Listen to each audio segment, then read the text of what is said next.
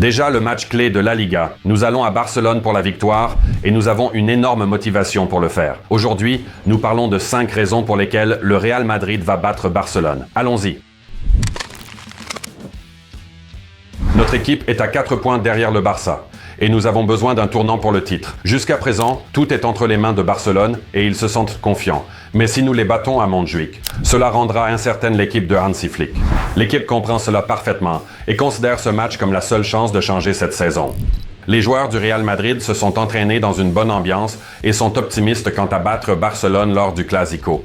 Après la défaite contre l'Inter en demi-finale de la Ligue des Champions, rapporte Diario AS. Le Real Madrid croit que Barcelone perdra à nouveau à domicile lors du Clasico ce dimanche, alors que 3 précieux points de la Liga sont en jeu. Gagner la Liga est une chance de terminer une saison difficile sur une bonne note. Et surtout, de ne pas finir la saison sans trophée sur la scène nationale. Car nous nous souvenons tous que l'équipe d'Ancelotti a remporté la Supercoupe de l'UEFA et la Coupe intercontinentale. Et nous savons tous que cette saison est la dernière de Don Carlo au Real. La plupart des joueurs de l'équipe sont reconnaissants envers l'entraîneur italien pour leur place au club. Et c'est pourquoi ils sont très motivés pour se battre pour l'entraîneur, pour lui offrir un bel adieu en remportant un autre trophée. Pour Ancelotti, ce serait le 3e trophée de la Liga de sa carrière. Mbappé, Bellingham, Vinicius et les autres, s'il vous plaît, faites-le. Vous pouvez le faire. Notre deuxième point est l'élimination de Barcelone de la Ligue des Champions. Oui, dans leurs interviews, nos rivaux éternels parlent d'être extrêmement motivés pour El Clasico. Mais il serait étrange d'entendre autre chose. Les faits parlent de manière plus froide, et pas en faveur du Barça. Mardi, ils ont joué un match super intense contre l'Inter, passant par 120 minutes éprouvantes pour les nerfs. Ce fut un épuisement total pour Barcelone, tant physique que mental. Les Blaugranas vont-ils se remettre? C'est une question ouverte. Et qu'en est-il de leur morale? Peut-être que la défaite contre l'Inter ébranlera la confiance de l'équipe de Hansi Flick, et c'est à notre avantage. Parce que jusqu'à présent, le Barça avait défilé triomphalement à travers cette saison. Avant le match contre l'Inter, les gens à Madrid croyaient que l'élimination de Barcelone serait le premier pas pour renverser la saison. Et c'est ce qui s'est passé. Maintenant, c'est aux joueurs et au staff technique de jouer. Oui, ce ne sera pas facile. Mais en ce moment, c'est le Barcelone le plus vulnérable. Lors de la finale de la Coupe d'Espagne, nous l'avons tous vu. Et maintenant, il est temps pour tout le monde de montrer que nous avons étudié cette version du Barça sous Flick et que nous sommes prêts à exploiter ses faiblesses. L'Inter les a parfaitement exposés, marquant 7 buts contre les Catalans en 2 matchs. Arda Güler est notre principal espoir dans le Clasico. Depuis que Carlo Ancelotti a commencé à faire confiance davantage au talent turc, le jeu offensif de Madrid est devenu plus polyvalent. Le rôle d'Arda sur l'aile droite a apporté équilibre et précision à l'équipe. Les points forts de Güler sont évidents. Le Turc, contrairement à Rodrigo, se déplace souvent vers l'intérieur, ajoutant un joueur supplémentaire dans les zones centrales et créant des surcharges dans différentes zones du terrain. Ancelotti a répété à plusieurs reprises qu'il voit Arda spécifiquement au milieu de terrain central. Mais Güler est un joueur si unique qu'il combine les fonctions d'un ailier droit ou d'un attaquant intérieur et d'un milieu de terrain central avec des nuances de Toni Kroos. Quand les gens comparent Arda à Ozil, cela ne semble plus être une blague. Le joueur est vraiment en train d'atteindre un niveau cosmique et de former l'un des partenariats les plus redoutables du football mondial avec Kylian Mbappé. Le monde a déjà vu de quoi ils sont capables lors du match contre le Celta. Quand le Français et le Turc étaient les principales stars du match, ils ont tous deux marqué et ont combiné efficacement. Le nouveau Cristiano Emizu, la présence d'Arda Güler sur le terrain est un casse-tête pour Hansi Flick. Ce joueur ajoute de l'imprévisibilité à la formation et au jeu d'équipe du Real. Sa présence lors de la finale de la Coupe d'Espagne a également montré qu'il peut facilement causer des problèmes au Barça. Si quelqu'un peut briser le mauvais schéma du Real dans El Clasico cette saison, c'est bien lui.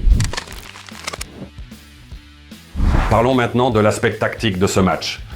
Le Real Madrid a pas mal de problèmes de personnel, mais nous devons être confiants que quiconque commence, ils donneront tout. Alors, quelle composition pouvons-nous attendre? Courtois dans les buts. Aucun doute là-dessus. À droite, en défense, je choisirais Valverde. Lucas Vazquez a échoué dans ses duels contre Rafinha. Et revoir cela est plus que je ne peux supporter.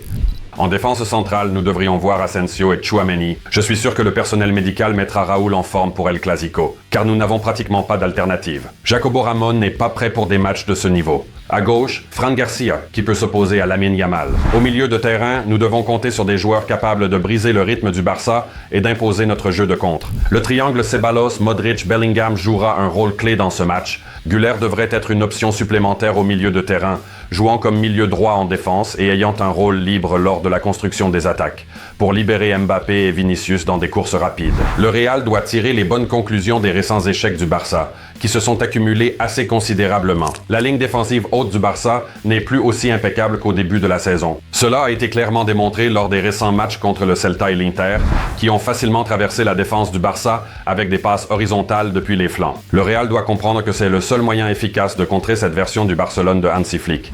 Et c'est pourquoi les rôles du milieu de terrain, Modric et Ceballos, et des ailiers, Güler et Vinicius, seront cruciaux. Mbappé et Bellingham doivent exercer une pression depuis la zone centrale et surcharger Cubarsí et Inigo, qui n'ont pas non plus eu leur meilleur match dernièrement. Un autre point problématique pour le Barça sera le poste d'arrière droit. Koundé est blessé, donc Vinicius peut facilement remporter ses duels contre Eric Garcia. Il sera intéressant de voir si Hansi Flick essaie de répéter l'astuce de Xavi et de déplacer Ronald Araujo dans cette zone pour affronter notre explosif brésilien. Cela dépend aussi beaucoup de la participation d'Alejandro Balde. Son remplaçant, Gérard Martin, ne semble pas aussi explosif et menaçant. Il pourrait être un adversaire facile pour Arda. Et enfin, le dernier point. Historiquement, le Real Madrid a eu plus de succès dans les Clásicos. Les statistiques globales des confrontations directes à ce moment sont les suivantes. 260 matchs, 106 victoires pour le Real, 51 matchs nuls et 103 victoires pour Barcelone. Différence de but, 440 à 431 en faveur de Madrid. Oui, les récents matchs ont tourné en faveur du Barça, mais cette tendance n'a commencé que cette saison. Pour être parfaitement préparé pour ce match, nous vous recommandons de télécharger notre application sur le Real Madrid. Real Live. Ici, vous pouvez obtenir tous les aperçus d'avant-match, y compris les faits suivants. Le Real Madrid a marqué lors de 6 des 8 derniers matchs contre Barcelone. Lors des 5 derniers matchs, le Real Madrid encaisse en moyenne 1,4 buts par match. Barcelone a gagné lors des 4 dernières confrontations directes. Barcelone n'a pas perdu lors de 5 des 7 derniers matchs. Vous pouvez également voir que Kylian Mbappé représentera la plus grande menace pour Barcelone, car le Français est en meilleure forme parmi tous les joueurs des deux équipes. Vous pouvez également consulter le 11 de départ le plus fréquent en 2024-2025 pour les deux équipes. Ce sont les joueurs qui ont eu le plus de temps de jeu par position. Et vous pourrez voir à qui les entraîneurs ont le plus fait confiance cette saison, et à quoi vous attendre des compositions de départ et des remplaçants potentiels. Certainement, nous vous recommandons de regarder le match avec notre app. Après, nous vous aidons mieux que quiconque à avoir une image complète de ce qui se passe sur le terrain. Si vous regardez le match, les infos de notre application sur un joueur et les stats de l'équipe. Téléchargez l'application Real Live. Match Live, statistiques approfondies. Lien dans le commentaire épinglé. Alors, qu'attendons-nous de ce match? Ce match devrait devenir la finale de la saison et un signe que l'équipe a appris à jouer contre ce Barcelone. Tous les secrets de l'équipe de Hansi Flick sont déjà connus et le Real Madrid doit être prêt à exploiter les faiblesses de l'adversaire. C'est un match de tout ou rien. La Liga ou une saison nationale sans trophée. Un bel adieu à Carlo. Ou un très triste. Le Real montrera qui est encore le principal club d'Espagne, où ce statut ira à Barcelone. C'est simple. Tout ou rien. Dimanche 11 mars, stade de Montjuïc. Nous vivons dans l'attente d'une grande bataille. Prédiction 2-3 en faveur de Madrid. Qu'en pensez-vous? Écrivez vos prédictions dans les commentaires. Aimez si vous croyez en la victoire de notre équipe. Et abonnez-vous à Madrid Live. C'est l'endroit pour tous les madridistas du monde entier. Restez sur notre chaîne et regardez la vidéo sur les plans de Xabi Alonso pour reconstruire l'équipe. Bon visionnage!